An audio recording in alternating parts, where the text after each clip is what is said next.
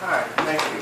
I would have... Please, do me a favor, just, if you come up to this corner, if you would, that way everybody can hear you in the back of the room, and the folks up front can hear you as well, please. Thank you.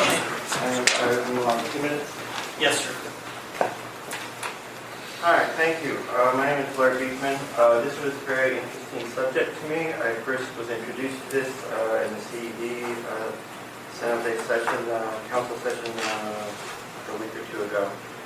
And I am very much liking how some of the committee members are talking, and commission members are talking about this issue. I was very impressed with how you tried to talk about it.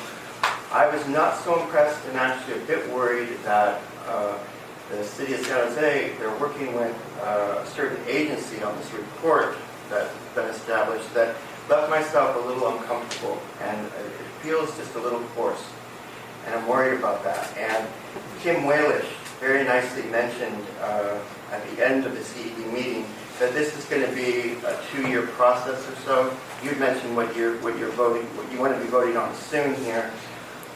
She described it to me as, I suppose, the height limit question may be a 2 or 3 year process still. And I hope you guys can work together on some arrangement in that time period. I like the idea of the 10B plan. I really want to work from that area first. And Kim Walish also mentioned that she doesn't want to disincentivize the height limits. And those were not good words to me.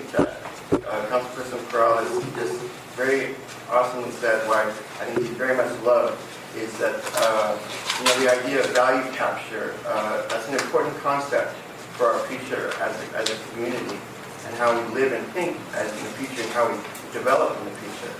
And I hope you can appreciate it and respect what that concept would be, and it doesn't have to be disincentivizing as we speak about it respectfully. It doesn't have to be disincentivizing as spoken by Person Walish. If I have any other thoughts, I'll Thank you so much for your comments, sir. Thank you. Appreciate you being here. Thanks. And do join us next Thursday if you can at Cafe Stritch. I'll be buying Commissioner Hendricks a drink after that. Next, I'd like to go to our staff oral reports. The update on food and beverage RFP has been released. And Matthew, you're going to handle that, is that right? Okay, you got that one. And you're doing all of them. Okay. I'll pass them through. Okay. So first of all, there's a few administrative things. I just first wanted to, we've had a number of meetings, but we've not actually formally introduced Scott Whitner, who's our new Deputy Director for Marketing Communications. He will be giving you a presentation later on, but you guys have seen him at a few of these meetings, but we've not had a regular meeting happen, so we've not actually had the opportunity to introduce him. So I want to do that now. Next is there's a bunch of sort of administrative things that this has been a very educational process over the past 3 weeks or 4 weeks.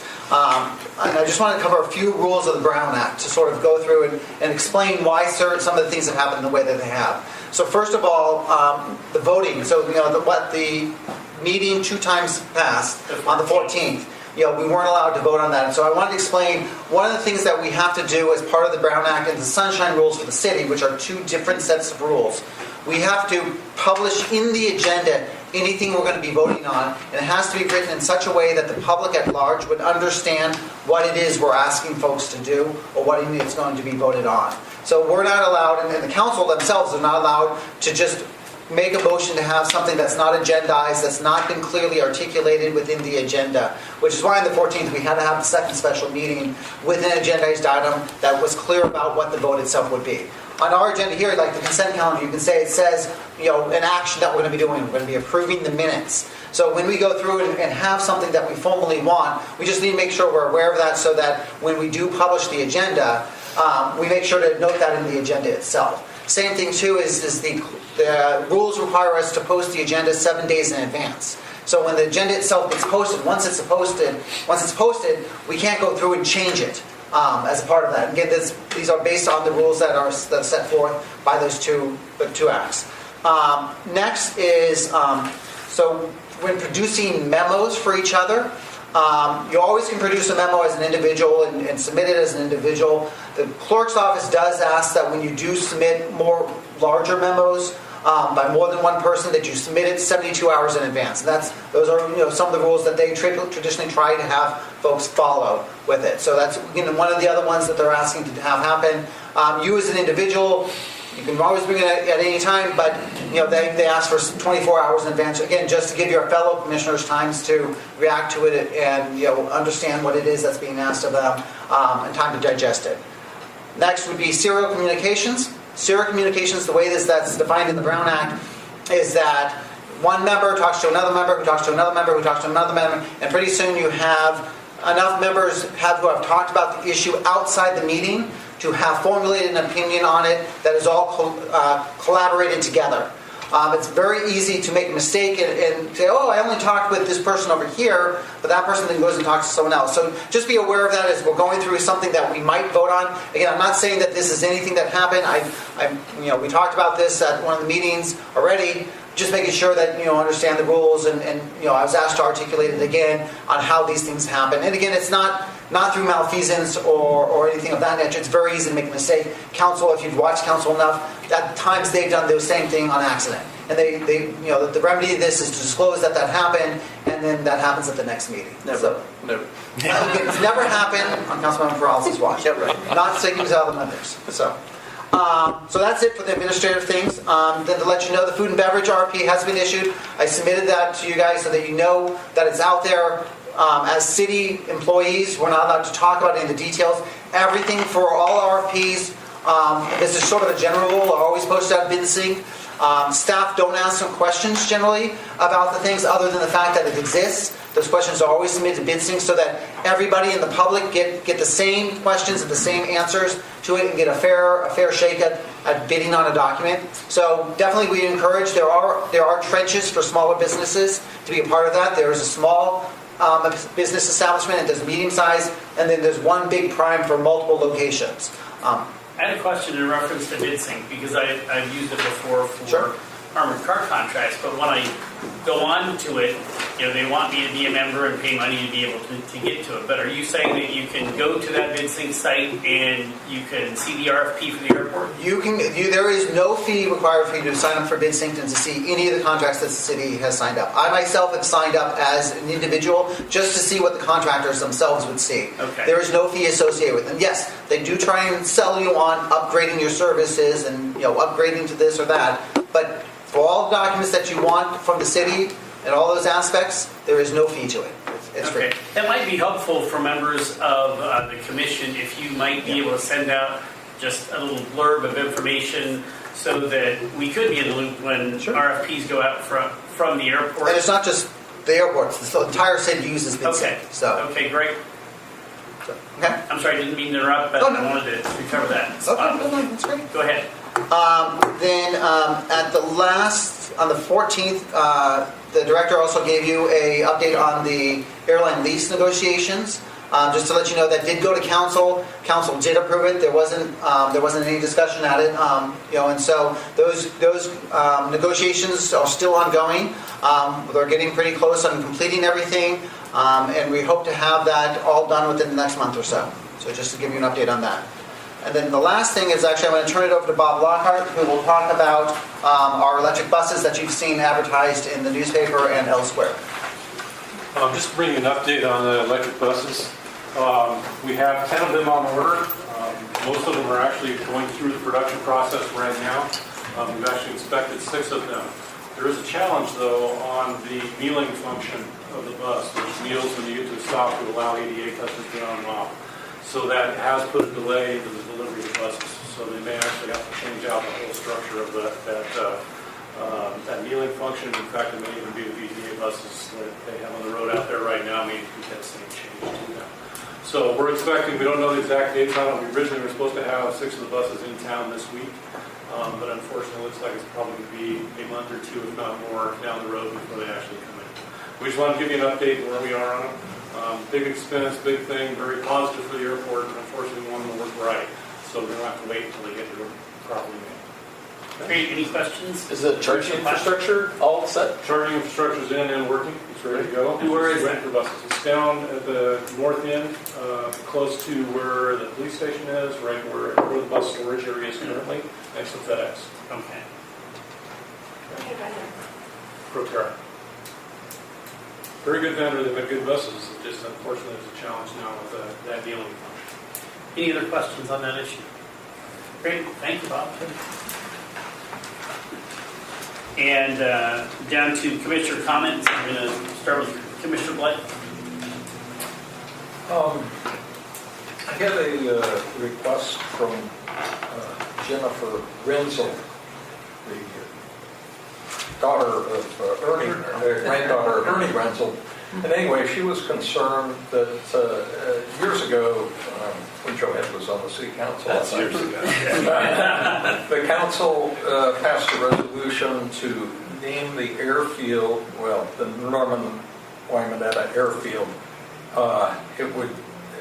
Airport, the San Jose International Airport, would have the name of the Ernie Renzel Airfield, and also the terminal would be named the James M. Nissen Terminal. Recently, the sign at the entrance on Coleman to the airport had a sign there saying that this was the Ernie Renzel Airfield. That sign disappeared when it was remodeled. So she's concerned about what happened to that and would like it to be replaced. So anyway, at our next meeting, I just wonder if we could have an update on what is being done about both the Ernie Renzel designation and the James Nissen designation, where the signs and plaques are and so forth. Can I give you an update now? I spoke with her, and so you're right, there used to be a wooden sign that was located there at the entrance to Coleman. When we put in the new LED sign, the new LED sign does have on it does clearly state the Ernie Renzel Field on it. And so we took a picture of it, we sent it off to her to show her that. We also took a picture in Terminal B baggage claim. There is a plaque that shows the haul of people that have been a part of this. There's a plaque there for him there as well. She also asked about the bust. There's a bust of her father that is located in the Terminal A baggage claim area underneath the up escalator. So we did have multiple communications with her to let her know where all these things were, that they are still permanently displayed in the airport at various locations. Part of it was to try and say, okay, Terminal A has something, Terminal B has something, and it's still located on the sign itself. It's just the new sign now is actually the hard concrete sign that is there, whereas before it was just a wooden structure that was actually cardboard. So Okay, thank you. Do you believe in getting answers right away? I think it would also be nice when the observation areas are built that some acknowledgement be included in those areas. sorry. Anything else, Commissioner Blight? Thank you. Commissioner Hendricks. I got a news release today. I think we all did. And back to the OEI and the safety issues. If I misspoke at the CED meeting, it wasn't my intent. My intent was just to illustrate a point that we are, in my opinion, speaking from my own personal opinion, we are compromising safety from what it is today. So I agree with Commissioner Greenlee on the levels of safety. But that was my point. It wasn't to say or imply in any way, shape, or form that the CED committee members were sacrificing safety for the public. I would never even dream that. So I just want to make sure that we understood each other on that. So I was trying to illustrate a point in less than 2 minutes. So it was difficult. But anyways, back to this report on all the beautiful services that we're offering right now. Have we taken time to go through this list of all these locations and find out what is going to be struck or compromised with the vote on the 26th? So I just wanted to point out this to the committee. We've done so much great work. I read this. We've done so much great work. And I'm very concerned that everything we've gone and worked so hard to achieve may revert us back to where we were, a while ago. And is it appropriate now for me to also ask a couple of questions about Yes. OEI? So I saw something about Google, $100,000, expect $100,000 from Google for the OEI study. Can somebody explain to me, did we get that payment? Was it used for purposes of the study? How does that play into this whole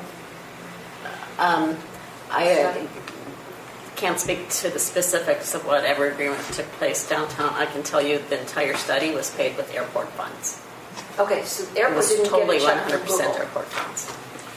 So and I think what she's referring to is the briefing memo. It was entitled Mayor's Briefing Memos, and I don't know the exact date on it. Commissioner Pyle, if you got a date, you could point that out, because I can answer it if- actually Yeah. talked a little more extensively about that. I can answer it if you'd like. So I would just be interested in knowing. we wanted to put within the capacity, but when we first started thinking about doing this study, obviously the city always likes for somebody else to pay for anything that we do. So we thought, okay, let's put it within the capacity of billing Google, right, to do this.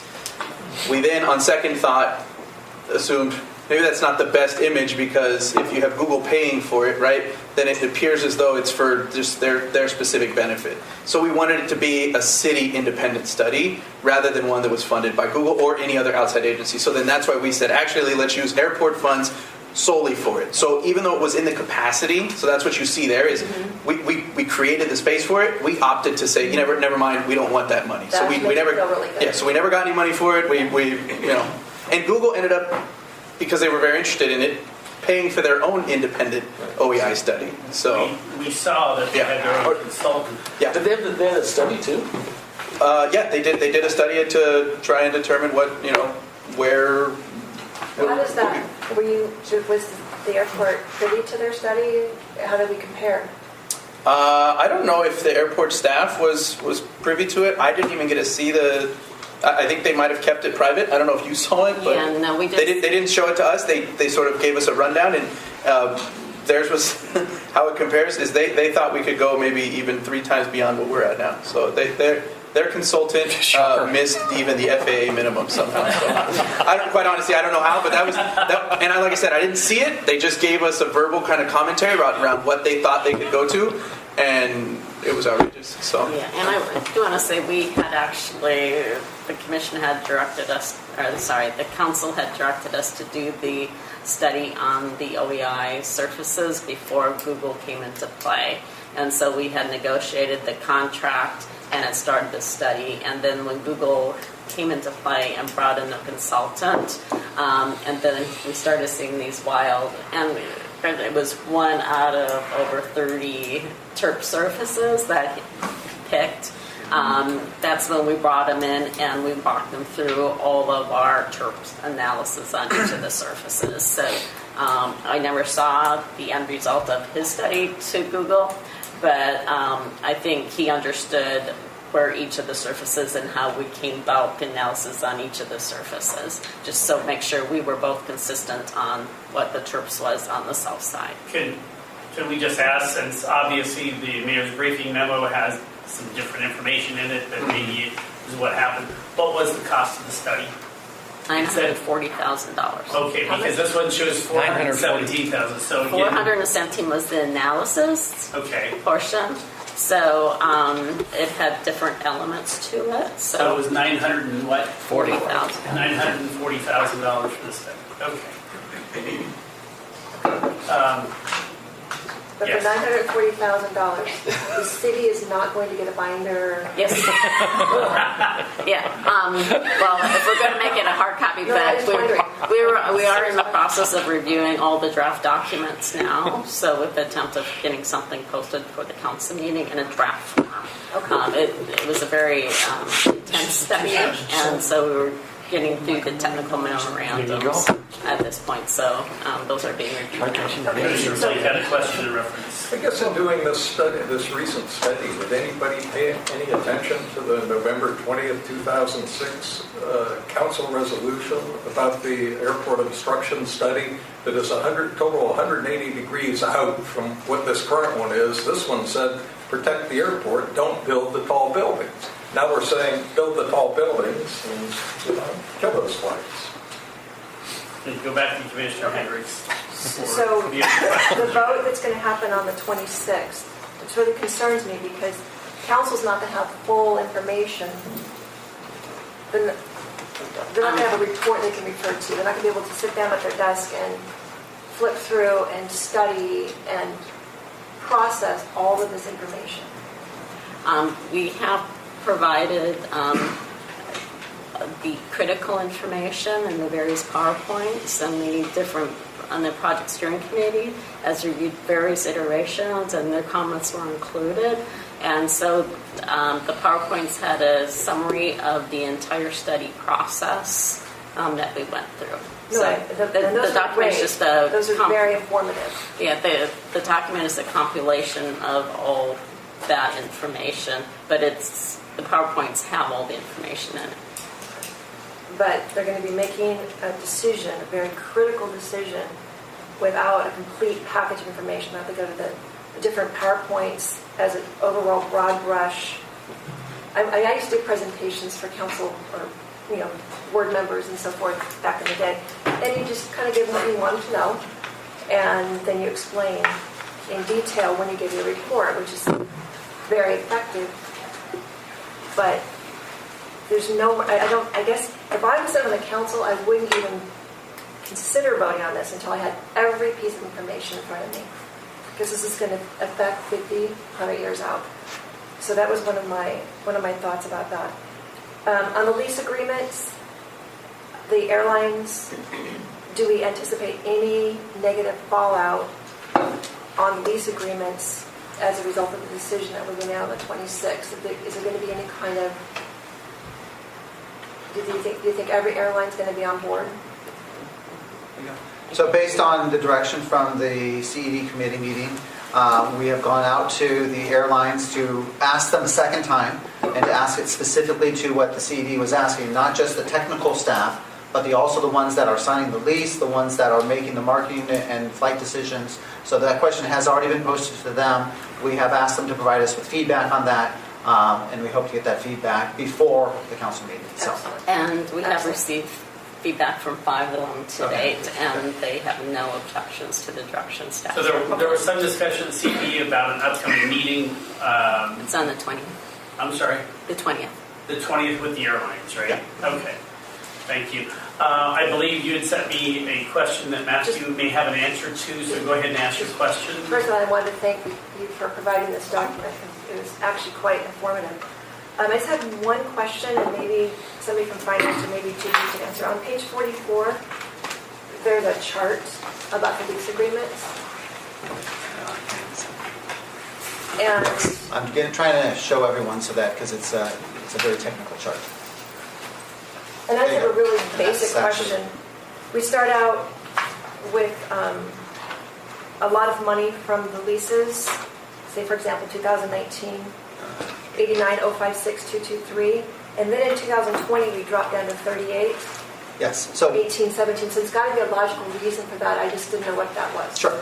There is. So the first line that brings this table together is the future minimum rentals to be received from existing airline operating leases are as follows. What this chart here means is these are the current leases that we have right now and their obligations for people to pay rent to the airport into the future. So the big drop that you see between 2019 and 2020 is the airline leases expire in 2019. So when the leases expire, that money is no longer obligated to the airport as a function of the lease. So that's why you're going to see these numbers go down, because as you go on to the future, more and more leases expire, and as those leases expire, the obligation to the airport. So it's not actual revenue, it's not a projection of revenue for us, it's just Okay. based on what leases are currently in place. Okay. The reason it jumps up is because at some point in the future they say, okay, enough with just showing you each year, let's aggregate 5 years together. Okay, all right. I knew there had to be a logical explanation, Yes. so thank you. And my only other question I have, we state in the report here that we're the 41st busiest airport in the nation, but out of how many airports, where does that 41 fall? I mean, are we talking about 200 airports or? Well, there's literally over 1,000 airports in the country. So Okay, I didn't know what the range was. it's all airports in the country. So the FAA has a listing of, and you can go there. There's a statistics section of the Department of Transportation within the FAA website that shows you, the busiest airports by employments in the United States. And so you can go to that and look to see, where this is. All the bigger airports, the large hub airports are ahead of us. Then we're in the middle of the pack of the medium-sized hub airports. And there's very specific definitions they have for each of Yeah, that's a those. pretty proud place to be, 41st. Yeah. Okay. All right, thank you. Great, thank you. Commissioner Schmidt. I think my only comment was around the topic we're all discussing. I missed the kickoff meeting about the OEI issue for this commission, and I didn't get the internally generated the memo created by my fellow commissioners until right before the meeting, so I wasn't able to make a educated vote on that. But I do think that the commission did make it a conversation within the city. I think it was very much a one-way monologue from the city council and through the media that their recommended scenario was the only scenario, and let's go forward. And I think today's Mercury News article has now made it known that there is a disagreement from the commission. And I think it is always going to be a balancing act between building height and especially international routes being competitive and logical for the airport. So I'm glad that debate is now being had, and I don't think it would have happened without the work of our commissioners, so thank you.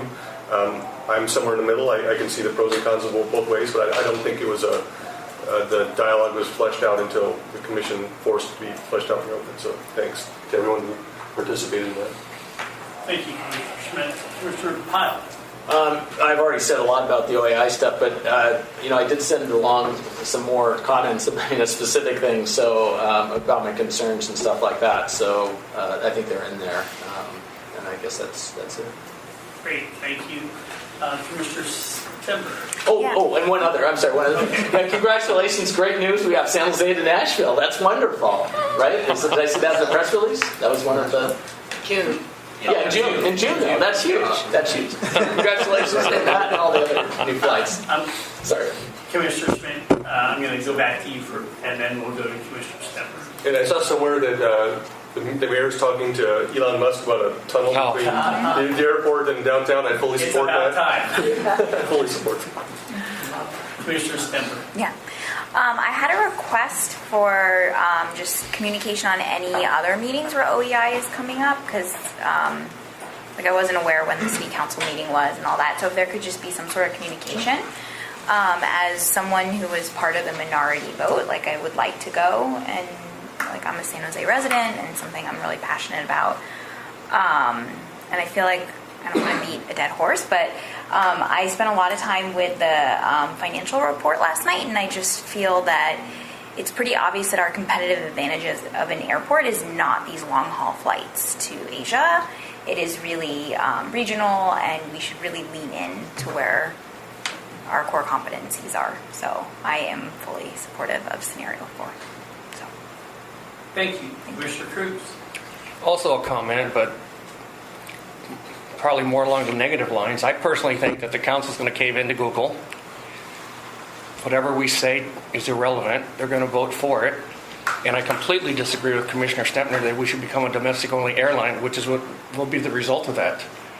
That should be proud to have international flights. And I think in the long term, that's our bread and butter. Thank you, Commissioner Cruz. Commissioner Greenlee. I think we should just get right back down into the weeds and do this all over again. My first comment will be congratulations on the birth of your son. Yes. I still have a picture on my desk of holding my oldest son like a football, and he's 6'3" now. So, enjoy the time because they grow up really fast. I also want to thank everybody. We all have different opinions. Some of us have strong personalities. But again, this is a complicated subject. I've been involved in aviation for 40 years, and even I was digging into the FAA documents, and after a while your head spins trying to figure out TERPS versus OEI, Part 25, 77, 121. It's very complicated. So for the folks that don't have aviation in your background, that put the time in to learn about this, I really appreciate the effort. Again, reasonable people can disagree reasonably. And it is truly a decision of how much money in one hand or the other. And I respect the different opinions. Mine is pretty well known. But again, it is a decision that's going to affect the next 30, 40, 50 years. Like you said, the buildings aren't coming down once they go up. So the importance of it is pretty monumental for the city of San Jose and for the airport. So again, I just thank everyone for taking the time to really educate yourself on this, and thank you. Commissioner Matsushima. Okay, well, you know that I served on this steering committee for the OEI. I was honored to do so. It was 8 months of extremely intensive, comprehensive, detailed information, discussion. It was not an easy process. It's very, very complicated. And coming to the decision that was recommendation was also very complicated and not an easy one to come to. I came to my own opinion. I know it's different than some of the other commissioners, but I think we discussed it in great detail. And I do appreciate the work that the 4 commissioners did with your report. Also very comprehensive and detailed. And I appreciate the debate, and I appreciate the questions and raising the questions and bringing it forward. So it really does push the dialogue and push the discussion. So I think in the end it'll be up to our city council, but it's a huge decision going forward for the city, for the airport, for the people who live here. So I think all of us have our heart in the right place, even though in the end we may agree to this. Ron, thank you for serving that 8 months. That was a lot of, those of us that viewed the 37 different documents and poured through them for hours on end can appreciate the intensity there. So thank you for your work there. Commissioner Head. Let me add some information on process that might be helpful for the commission to understand some of the issues of how the city operates when we talk about air rights and some things like that. Basically, if you have a piece of property in the city of San Jose, and for a very long time, the city has carefully thought out in advance what the uses on that property will be. And their uses in the horizontal, how close you can be to the property lines. Their uses in the vertical, how tall you can go. I've been around the city long enough where residential wasn't any higher than 3 stories, period. And I have been for long. Anyway, so that horizontally, vertically, intensity of units, how many people can live on your piece of property, how they get serviced, fires, police, all those kinds of things. And the city over the years has tried to do the value-added kind of program so that the citizens were not the ones paying for the development, but the development paid to receive the services it received. So that I can remember fees being as little as a couple of $1,000s and per unit, and they're now, 75 to 100. And all that's just the change of times and everything going. But the idea of paying for your reports as a developer, EIRs that we're required to do, we write a check, the city determines who does the work, how they do it, and when it's done. But every developer writes a check. I mean, it's just part of what you do. If you need a specialized traffic report, you have to get a city-approved contractor, you write them the check.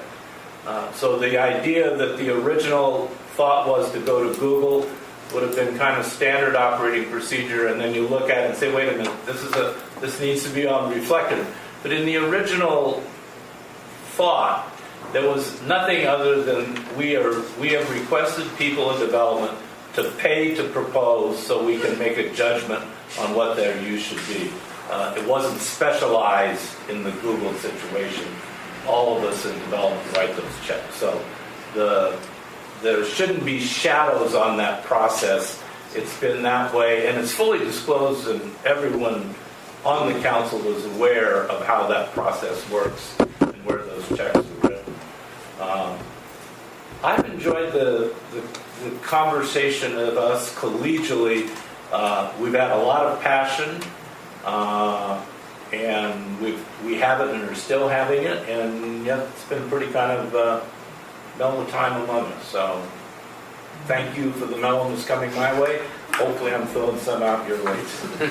Thank you, Commissioner Head. I want to Commissioner Hendricks? One thing. Yes. We have a strategic plan. Is there a document? You mean for the airport? Yes. On the airport's website, there is a strategic plan. I can email it around to you. Right, thank you. It's going to be different than, it's a strategic plan for how the airport operates and trying to help staff understand our goals and objectives and strategy, not strategic plan in how we. It's not the vision for the future? It's not a, this is where this building is going, this is where this is going. This is like, things like funding the future for the airport, or thinking innovatively, or reinventing the way the organization operates. It's a staffing strategic plan, not a. That's the one that's referenced in the. Yeah, page 14, I think it is. I don't know specifically, but if it's referencing that. It says the airport recently completed a strategic plan which defines a common purpose for the organization. Yeah, that's the staff, and that's an organization, not a building. Okay. This building's going to go. Yeah. I mean, we do have plans for that as well, but that's Okay, different. no, that's great. Thank you. Okay, great.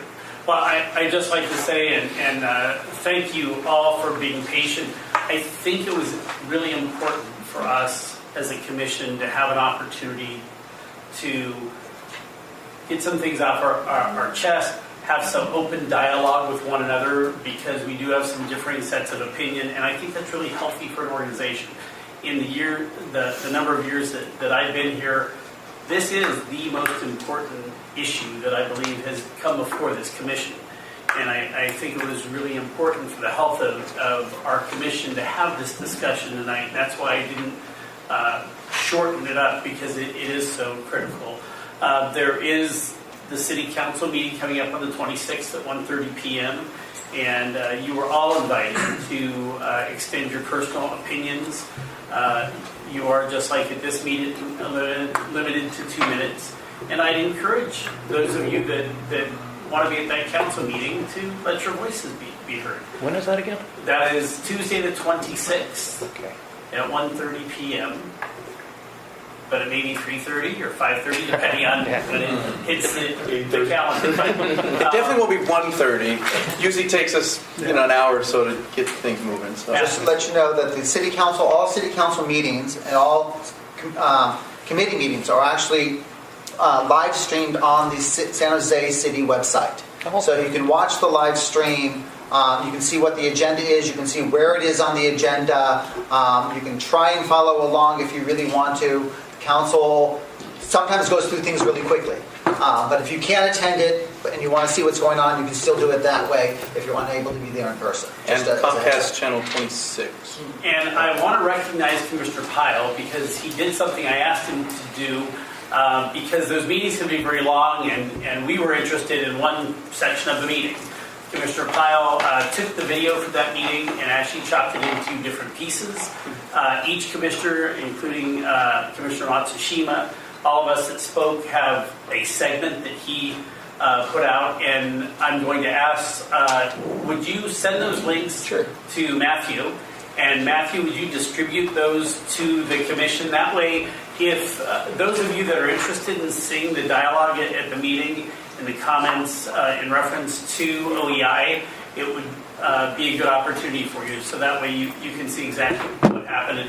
And Commissioner Pyle, I know that took you some time to do, and I want to thank you for the work that you did on that.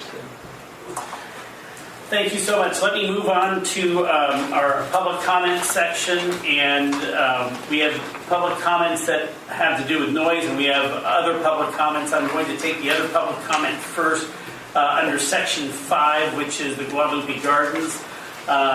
Is that Mr. Hamilton? Or Ms. Hamilton, I'm sorry.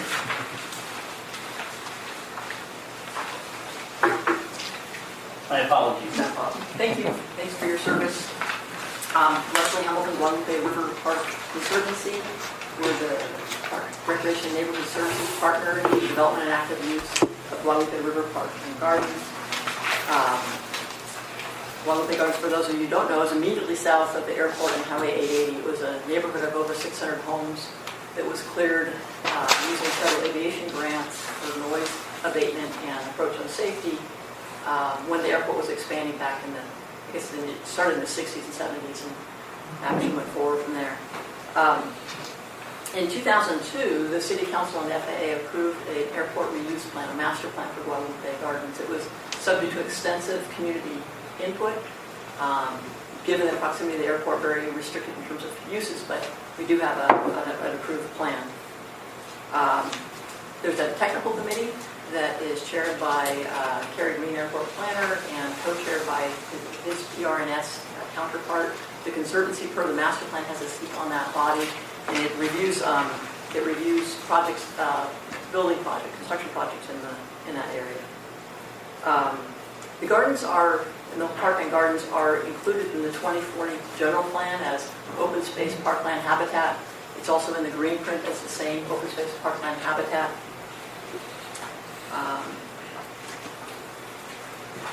There was a proposal a couple of years ago initiated by the earthquakes and the developers of Pullman Highline to move proposed soccer from the Maya vicinity to the gardens. We were fairly certain it wasn't allowed use, but there was an extensive process to take a look at it. During that time, the airport put forth a proposal that any addition to the gardens would have to pay fair market value, which had not been a requirement. That there would be commercial land or a strip of land taken out to allow for commercial development. 2 minutes. 2 minutes. Unless It's fine. let's allow you to continue because the information is good for the commission. Thank you. I appreciate it. So there were 3 issues that came up. First, fair market value being charged for future development. Overflow parking for Avaya, which was unusual because we've been in discussions with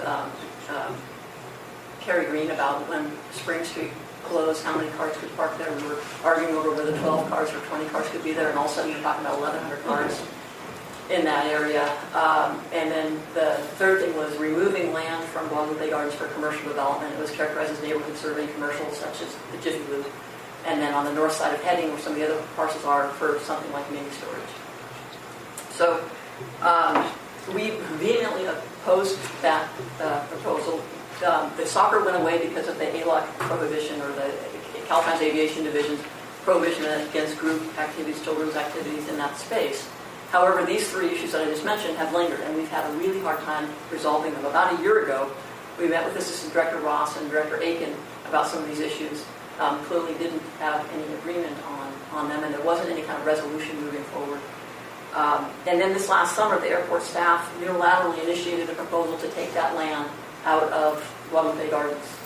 And again, this is in the general plan and in the city's greenprint as parkland, open space, and habitat. The planning department assigned a project number last fall, and then due to our opposition and what we were able to mobilize in the community, Director Aiken issued a memo in late November putting a hold on it until we get more information. We're requesting that proposal be withdrawn, and if not, we ask that the issue be agendized by this commission so there can be full discussion. It's not come before the Park Commission, it's not come before you. There's been absolutely no opportunity for the public to comment on this. And so thank you for your time. I appreciate that opportunity. Thank you so much. Thank you.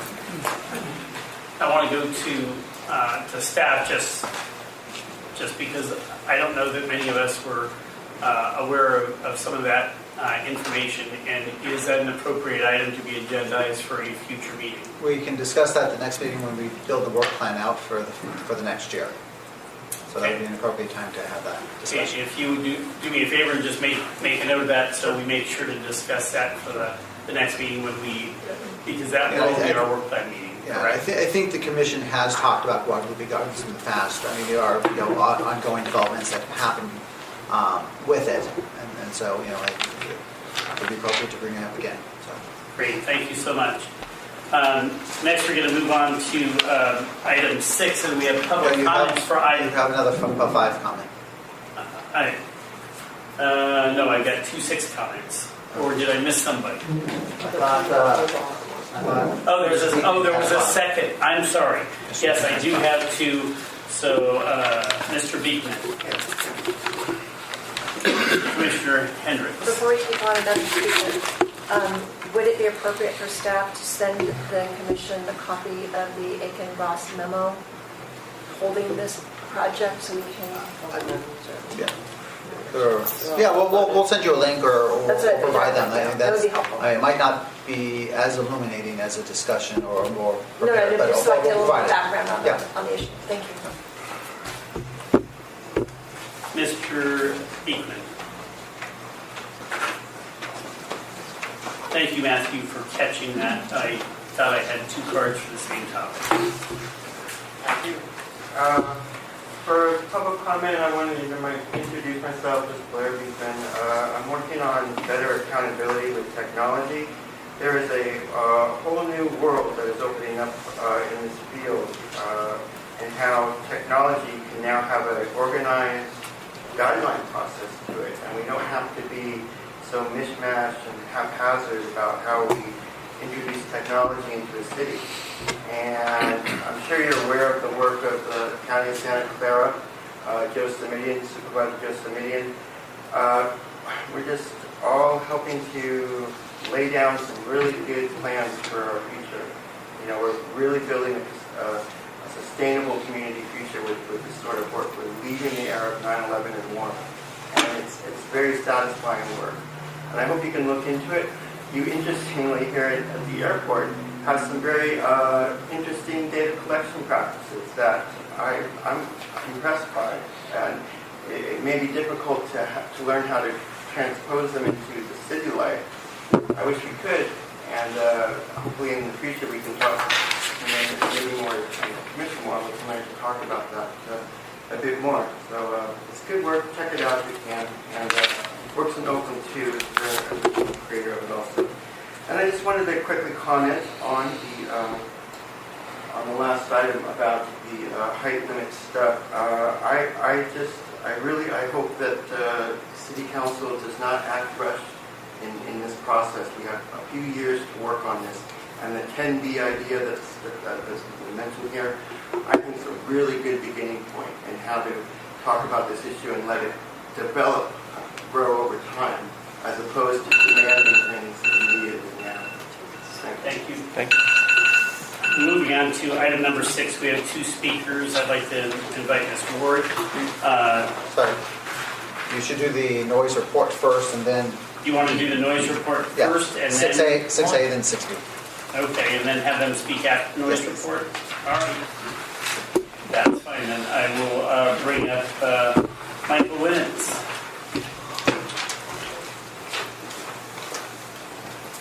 And everyone should have received this as part of your package, so you don't have to actually try and see it on the screen. And members of the public have copies of it. So Michael, Noise and GA Supervisor for Operations. Back in November, I did kind of a more comprehensive year in review type thing. So we'll kind of just go back to the typical quarterly report for November through January. As you can see at the top, this was preliminary data when I sent it to Matthew. Today would be the first day that we could pull the kind of cleaned up data. So there is a slight change in operations for January. I know there's a number listed up there. We're a little bit more around 16,200 for our operations in January as opposed to the 18,000 number you see up there. And our complaints, it's listed around 23,000 up there, and we were about at 21,500 for January. Nothing too new to report for this time around. We did see an increase in complaints around the December timeframe, which we usually see. The increase in South Flow operations was not really that much higher compared to November. It was about 1% higher, but you see that our complaint numbers did double. However, our South Flow in January compared to December was about twice as much, but you see that we actually had a reduction in complaints. And we know that it's related because roughly 93 to 95% of our complaints came from Sunnyvale residents, depending on the particular month you choose. That's pretty much it. Any questions on noise complaints? Seeing none, thank you very much for your report. Did we have a second part of that report? No. Okay. Thank you very much. Now, you've been waiting for a long time, so I apologize for that. Rebecca Ward. My 2 minutes doesn't keep walking up. And I'll be a little liberal because we've been a little liberal, but, you know. Well, I appreciate the opportunity to speak in front of all of you. I live in Palo Alto, and I wanted to bring up 4 things, but very briefly. One is the South Flow operations and the impact to Palo Alto. The second one is the Airbus 319, 320 planes that fly without the vortex generator retrofit that cause a horrific whine in that South Flow. The need for noise monitoring, at least temporarily, while you're in the South Flow in some of these impacted areas. And then a personal favorite of mine is, though apparently after this discussion tonight it might not be an issue, but the daily departure of ANA 171 that doesn't follow the standard route departure, but actually banks a hard left and goes across Palo Alto, up the peninsula at 3,000 to 4,000 feet before it heads over the mountains and out to the ocean. So those are my topics. I think all of you know that the South Flow operations send jets extremely low over Palo Alto at 2,000 feet, right? And so it creates horrific noise. And I know you've all talked about things that might be done, but you clearly need to work with the FAA on that. And part of the reason is because your friends to the north at SFO have shifted their arrivals traffic to Palo Alto. So now all of the Data West traffic, as well as the Oceanic traffic, as well as the South traffic, comes in over Palo Alto.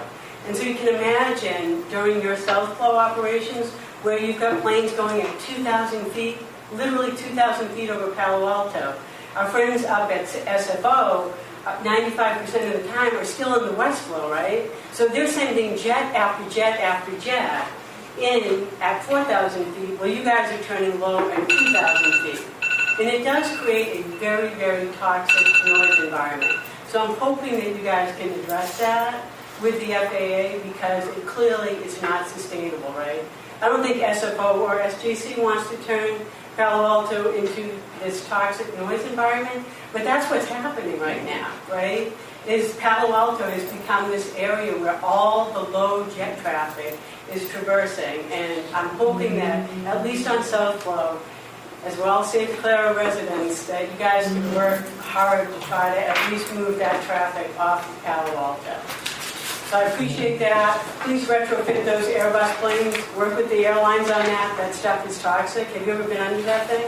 When it's trying to land at 2,000 feet, it's extremely high-pitched whining noise, right? And at 2,000 feet, I mean, it's ear-piercing, right? So you've got to work with the airlines on getting those things retrofitted, as does SFO, right? And they have a bigger problem because there's a lot more of them going in, but it's a big problem for people. And then last, my personal favorite is your ANA 171 departure. Why is it not using the standard loop departure, right? So this is today. It went out, banked hard. See how it's banking hard over Palo Alto? It hits the bottom of Palo Alto, cuts diagonally across Palo Alto, so it gets all of us, right? Then it moves up through Menlo Park, Atherton, starts to bank left, goes over the mountains and out. And it does that all the time, almost every day at this point. Why is it doing that? Why isn't it going out the loop departure, which goes out over compatible land use, hits the bay, does a turn, gains altitude before it comes back in over land, which is still compatible land use for the most part because it's industrial.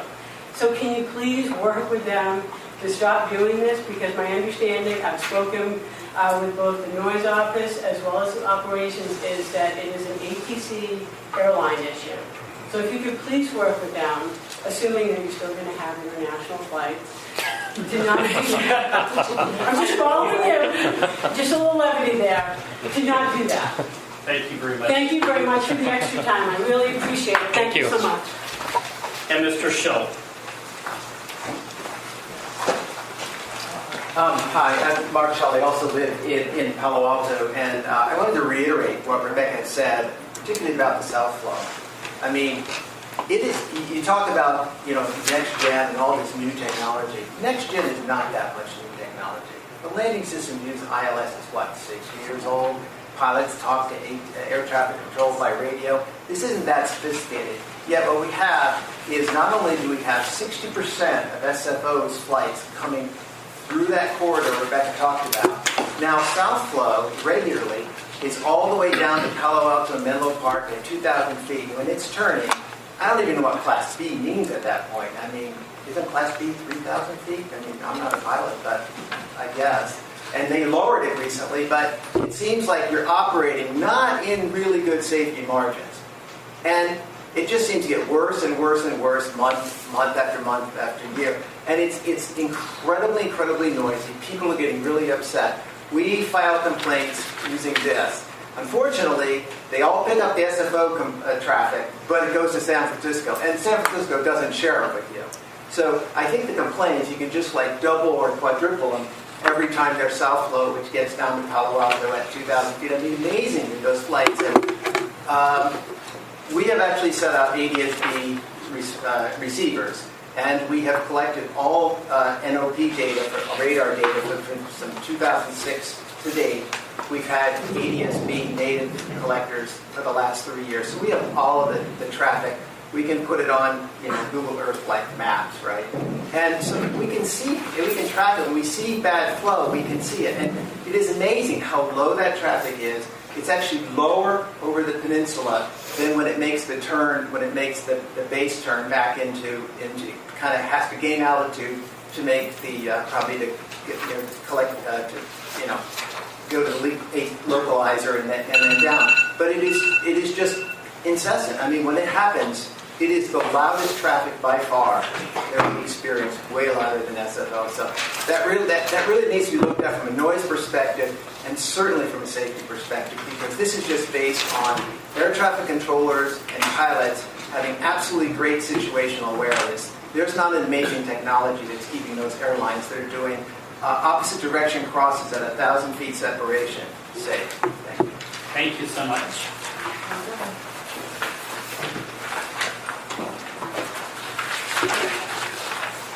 We have no old business under item 7. Item 8, new business for discussion possible action.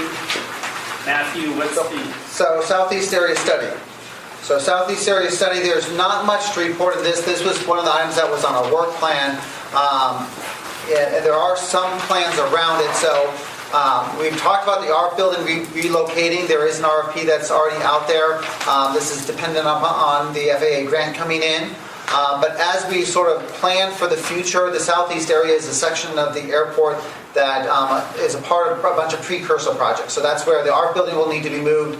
The airport maintenance complex, which is where our facilities people are, will need to be moved. Right now, we're in various concept designs being initiated with this. There's a belly freight building over there that we wish to upgrade and modernize.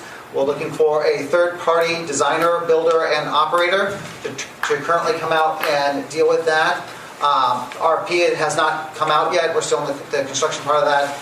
The aircraft hangar for the police department needs to also be relocated. Part of the funding that happened from the bond issue that happened in November would be helping to pay for some of those things. That's from the city itself or from the police department within the city. And then once all those things sort of happen, then you have the demolitions of the buildings and the clearing the space so that the expansion of Terminal B could happen as a part of that. And those are all precursor projects as part of the planning process to go into the expansion of the Terminal B facility. So that's it. Just a question. So how does that work as far as, does the police department effectively rent the space for the hangar from the airport? Is there like an interdepartment transfer of funds or something? Or? There is. I would defer to... Yeah. Currently, the police department rents an older hangar that we have, and that hangar is in the way. So, I mean, they're like another tenant, is what I'm asking. Yeah. And then when they move to the north side in the San Jose State, former San Jose State area, they will lease the land, and then they will build their own hangar. Okay. Part of this goes, again, to the revenue diversion issue we've talked about, which is that the airport cannot, from FAA rules, give the city, and it seems strange because we're all part of the city. Right. And it drives folks crazy at times, but you can't defer. No, it makes sense though. Yeah. I just wanted to clarify that. Thanks. Great, let's move on to item 8B, our marketing plan. Scott would... Well, hello everyone. Nice to formally meet you, though I've had a chance to meet many of you. I'm delighted to be here and to formally present and introduce myself. Did I do this right? Oh, there we go. So that's me. You can recognize me. I'm going to just give you a little bit by way of this sort of informal background here. I come to San Jose International from DNA Communications, which is a San Francisco-based communications and marketing firm. And our clients, among many public agencies, included SFO.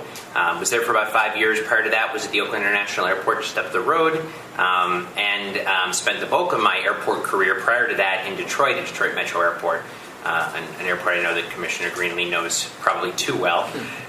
Been stuck there in one too many snow delays. And then prior to that, with our trade association, Airport Council International. I've been a lifelong aviation geek. I really am blessed to be able to work in this industry and very excited to be here in San Jose. Last time somebody gave you a presentation about our marketing. I don't know if these were the exact examples that were given. Actually, some of them didn't exist, so it couldn't have been. But John Vaden on our team gave an update on the Go Somewhere campaign that was planned to launch. Well, that has since launched, and here are just some samples of some of the work that you may be familiar with. This is an example of one of our destination ads, and this is particularly promoting flights to Tucson and to Phoenix. And you can see this, all the continuous sort of element here is these stick figures that are inspired by cartoons. And I won't go through the history of all that. I know many of you who were on the commission already got the background. I'd be happy to share more with that if it's of interest. In addition to some of the more traditional advertising, here's an example. You're going to hear more about the food and beverage updates in a moment. Here's an example of one of the mall walls, as we call them, a temporary sign that's going to go up while they're reconstructing a concession behind the wall. Again, trying to bring that campaign into the terminal. And lastly, some of our more innovative techniques, and of course I can't take credit for any of this because it all happened before I arrived, but is our coasters that you may have seen at one of 45 different bars and restaurants around the San Jose airport area, where we have sort of happy hour themed messages. And in addition to that, we also have window clings in bar and restaurant bathrooms. They're called window clings. They really go on mirrors. We've tried to be a little sort of non-traditional in where we reach people and talk about the airport in places where no one expects to be hearing from their airport.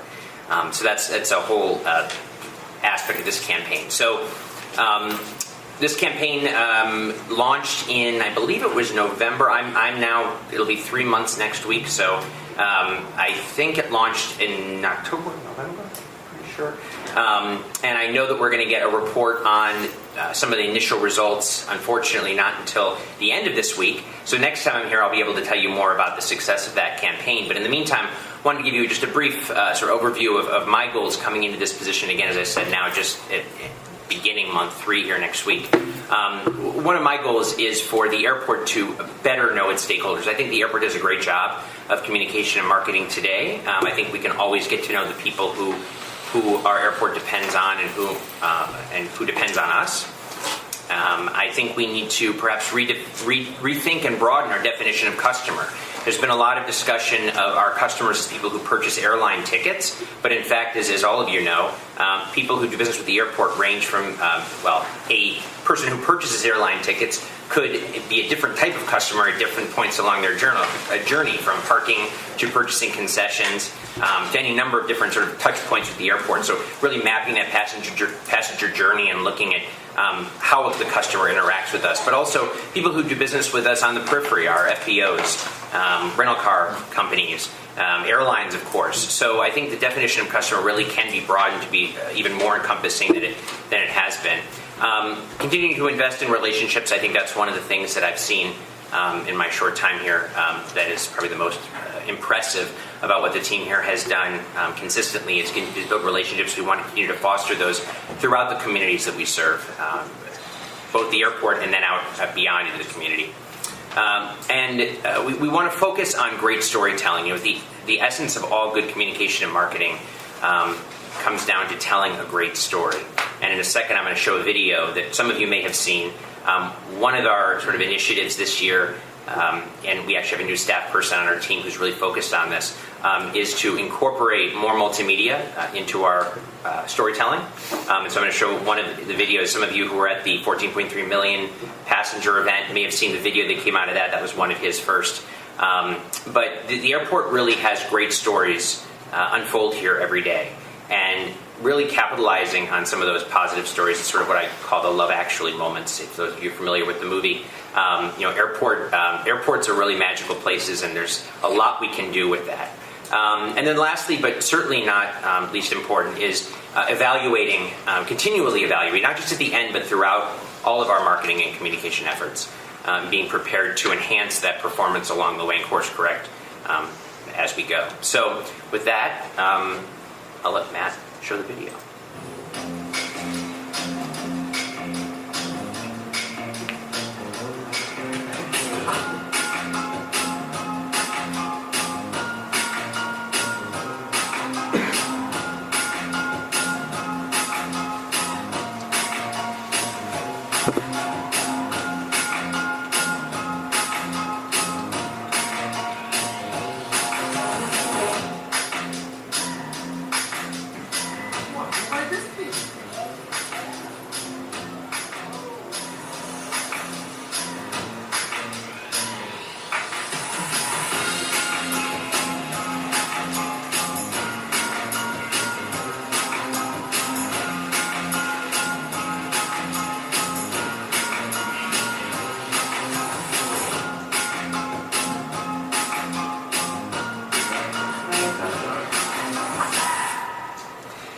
So these are all images and videos that were submitted to us via social media by customers. So we didn't take any of this footage. They're all stories that were shared publicly on social media. And our newest team member on his first, or maybe it was his first or second day, certainly in his first week, threw this together in literally just a few hours. So in a few months, you'll start to see some of our more creative storytelling. We're going to really get into doing some more of our own work. But I think this just does a great job of giving you a high level sort of setting the tone for the kinds of stories that I think we're going to be able to tell and how we're going to be able to tell them more effectively. So next time I see you, hopefully I will be a little deeper into the weeds and be able to give you some more concrete information. But for now, it's just a pleasure to be here, and thank you for giving me this opportunity to introduce myself.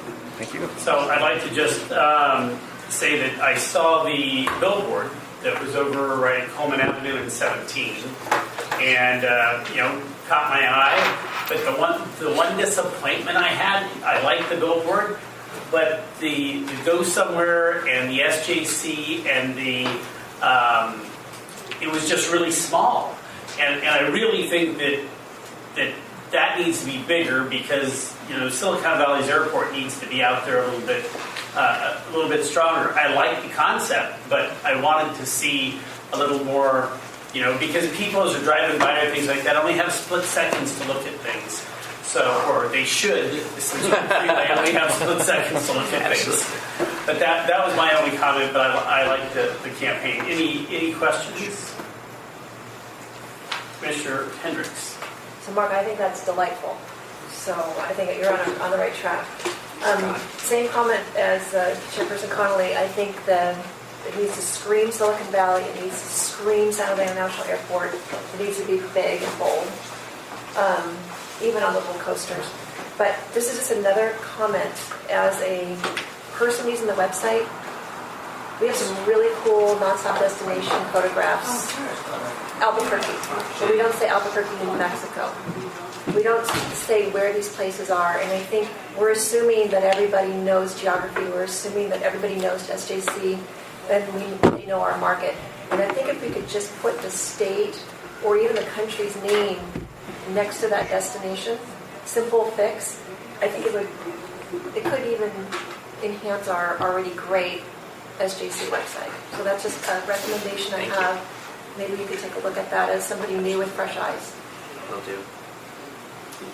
Commissioner Platt. Yeah, I love the video. I also love the video of the retrospect of the 70-year video. That was a really cool one. Yeah, we should show you all. Yeah. And just to reinforce, it's coming from my wife. She made the same observation about the size of the logo, and she noticed it on a billboard, I think on 101 or something. It wasn't the one by the freeway. So, yeah.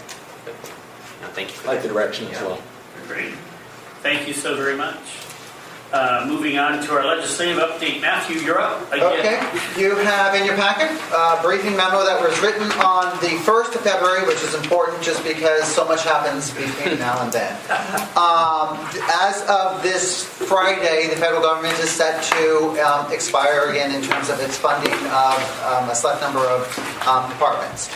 If you would have asked me on Friday, I would have said that it's not going to happen. Sunday, if you listen to the Sunday talk shows, it sounded very pessimistic. Talking today with our federal lobbyists in D.C., they said it's not as pessimistic as they said on Sunday. And both the House and Senate have said that there is no appetite for another shutdown. But they did acknowledge the wild card that the White House, they do not know what the White House is going to do. So that is where we're at. The thing to let you know is the city is continuing to have conversations with the Technology Credit Union to make sure that we try and have something in place with them so that if we need to put a program up and running, that the workers can take loans based on their paychecks. That is the desire of the city to have that in place if it does happen again. So hopefully it won't, but just in case. Just to let you know, the staff here did do a sort of hot dog lunch appreciation for all the federal workers that were here and put in the time at no pay. And that was done by staff, not by the airport itself. It was paid for by them as well. And then Congressman Khanna came to visit the TSA workers to express thanks to them as well. Our staff call-outs have been below the national average in terms of people not coming into work. So our staff, TSA staff and federal workers who are here did put in the time and did it at no paycheck at that moment. So that was deferred. So that's all I have for you on this, unless you have questions. Commissioner Schmidt, you had a question? More of a comment. Our meeting started at 6. At 6:02, CNN put out a headline that agreement had been reached in principle to avoid a shutdown. Oh, great. Great. So there you go. But that still leaves the White House as a wild card. Yes. All right. Thank you. Thank you. Bob Lockhart. Yeah, this is kind of the new section as well as the next section. Just to let you know, the parking management RFP is on the street. Actually, it's completed the process of getting the 3 vendors have turned in proposals. We've gone through oral panel presentations this last week, and hopefully we'll have just a couple more steps to let the process done for a new parking management company. ABM is our current parking manager, and we're trying to encourage additional commercial management, yield management, and online marketing to get some reservation systems and other things like that going a little further into the future. especially with the new parking system that we're going to be getting in the near future too. So just want to let you know it's coming. We should be getting it to council prior to your next meeting, so we want to make sure you're aware. Is ABM also, are they making a proposal? I technically can't tell you who it has, but I would be surprised if they were not. You can always go on to BidSync and see what the general public sees in terms of the... Well, as soon as I get the link, Matthew. I will provide it for you tomorrow. Any other questions for Bob? Thank you, Bob. All right, so we're down to item number 9, review of staff reports for city I council. had a public comment for 8, project management for 8. Okay, 8D. All right. Okay.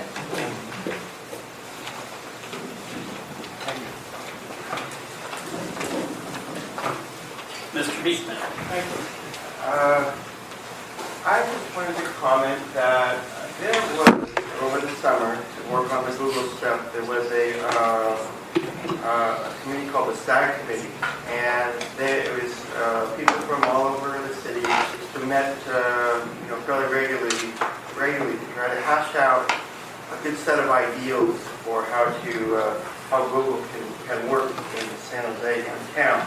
And it was very important, the idea of parking. I think it kind of reached a consensus that parking is not going to be necessarily so important as it used to be. They're going to make some attempts at this time to, look at different options besides cars. And it's kind of reached that consensus opinion I felt at the SAG meeting. You probably have a different opinion. I invite you to really delve into the notes. There's a ton of notes from the SAG process that I think are available somewhere on the public website. And it can help explain, the height questions that you're having, and I think it can do a lot of good. I'm very happy with what the SAG has tried to work towards, a democratic process. I mean, I think we're way ahead of how Bezos worked over in the East Coast. Basically, they're just starting to now talk to the democratic process in the East Coast, where we've already started that process. And so that's about it. And that part of that SAG committee, what came out of it was my impression is that, and just to mention it here, just for a nice reminder that it is possible we can live to a life without as many automobiles, and that can be fairly soon. Thank you. Thank you so much. Moving on to item number 9, review of staff reports for city council, our concession update, and is that Drake Beaton? Drake Beaton, thank you. Hi, Commissioners, Drake Beaton. This is my second or third time presenting to you, so thank you for allowing me to come back.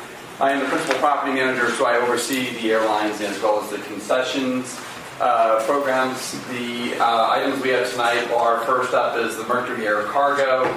Not only is this a reduction in leased space, these are all items that are going to the city council for approval. We have Mercury Air Cargo, which is a reduction in leased space, but it's also an extension to the lease. I believe that's 3 years, and it's over the $250,000 threshold. So we do have to have city council's approval on that. This is not abnormal. This is kind of a normal. This is at the belly freight cargo facility where they receive in belly freight, if you will. So they're a service provider. They're just reducing their space, their footprint a little bit, and extending out that lease. Next is the Hudson FIS location. We are adding a new grab-and-go concept, which is just south of the duty-free store. There's a space there that used to house the foreign currency exchange. Inside that space, we're going to put in an updated, almost a Euro Cafe style, which we currently have in the arrivals of Terminal A. So it'll be a similarly styled grab-and-go concession. So it'll have both some food and beverage, some pastries, some coffee service, as well as some sundry items and snacks, grab-and-go type stuff. The reason that we have to go to council here is, given that this is a brand new facility, a brand new location, and there's a substantial investment given the cost of construction, we've reduced the rents for this specific location. It's the only location for Hudson News in which we reduce the rents, and again, it's due only to the cost of construction, and actually that the contract is only going to run until 2024.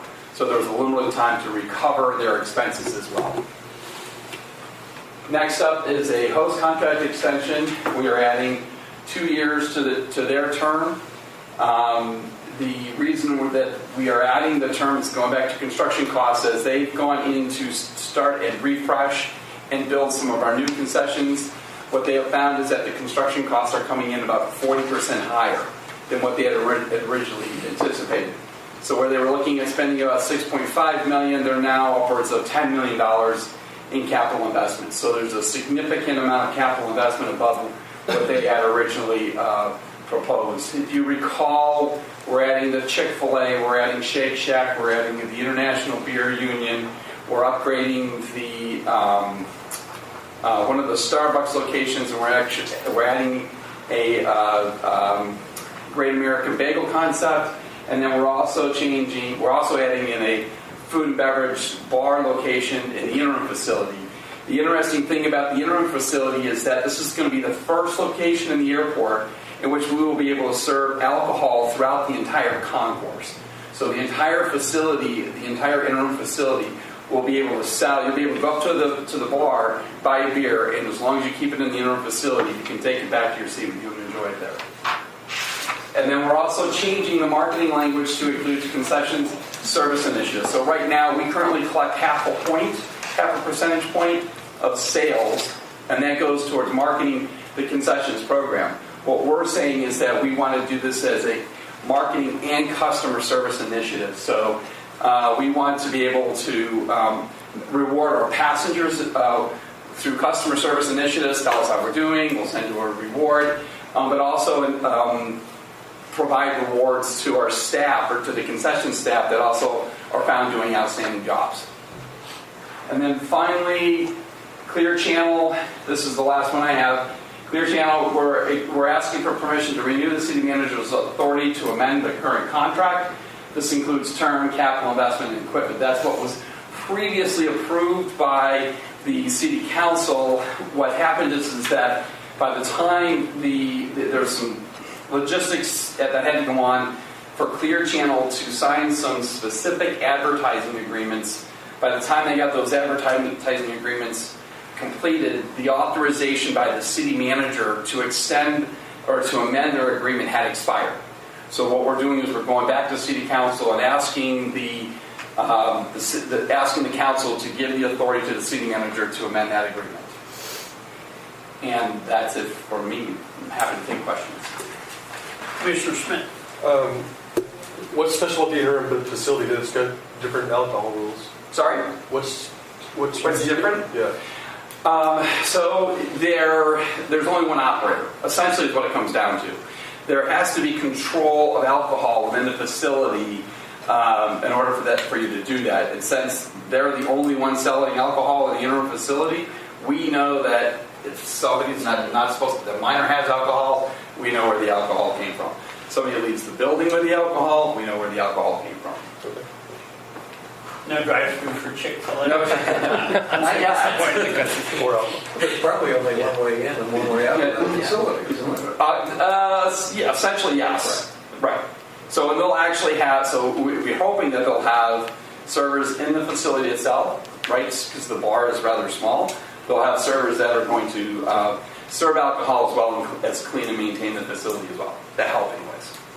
You said the foreign currency exchange has been replaced. Now, does that mean it's been relocated, or is it completely... No, the foreign currency exchange, which was a new contract, I want to say back in the summer of last year, don't quote me on the dates, please.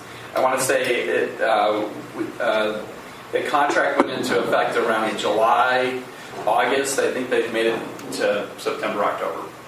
And due to the lack of business, they were doing a lot of transactional business with from the Aeromexico flights, so those flights coming out of the south, but we weren't seeing a lot of turnover of currency or transactions from the European flights as well. A lot of that is also, though, due to the fact that now you can use your credit card and not pay a transactional fee. That is a tremendous bonus to those of you that travel internationally.